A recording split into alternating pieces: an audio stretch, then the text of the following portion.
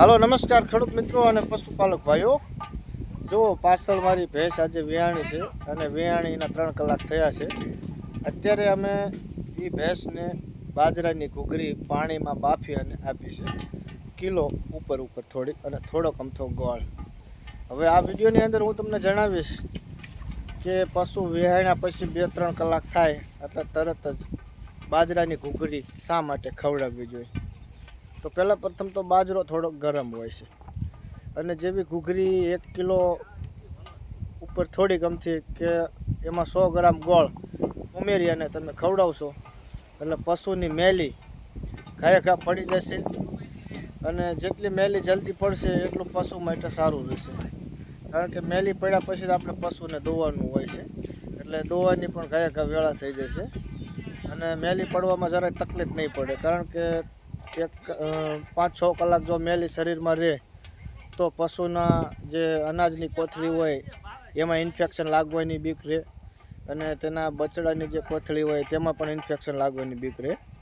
એટલા માટે બાજરાની પલાળીને ઘૂઘરી 2 ટાઈમ ખવડાવવાની છે, જાજુ નહીં, અને એ પણ જાજી નહીં, કિલો અથવા તો 1.5 કિલો અને 100-150 ગ્રામ ગોળ એડ કરવાનો જેથી કરી પશુ ખાઈ જાય।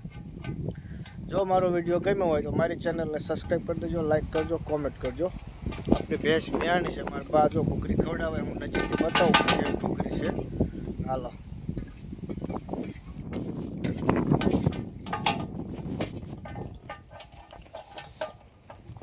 ઘૂઘરી ખાઈ ગઈ છે અને પાડો આવ્યો છે, પહેલું વેતર છે આ ભેંસ, જોઈ શકો છો।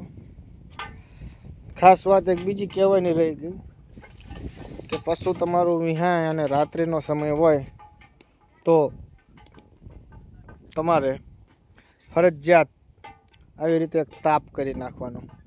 અત્યારે વાતાવરણ રાતનું થોડુંક ઠંડુ થઈ જાય છે એટલા માટે, કારણ કે તાપ કરશો એટલે પશુને જે પાછળ મુખનો ભાગ હોય તે સ્નાયુનો દુખાવો હોય છે, તેમાં થોડો નવશેકો તાપ લાગશે એટલે પશુને દુખાવામાં રાહત મળશે।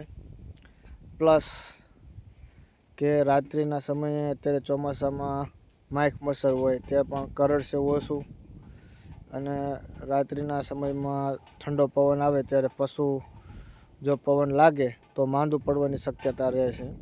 તેનું બચડું નાનું હોય, ગાય હોય કે ભેંસ હોય તે, અને પશુ પોતે જો આવી રીતે તાપ કરી દેશો તો ગરમ હવા થોડી જશે પશુ માથે એટલે તેને ઠંડો પવન નહીં લાગે।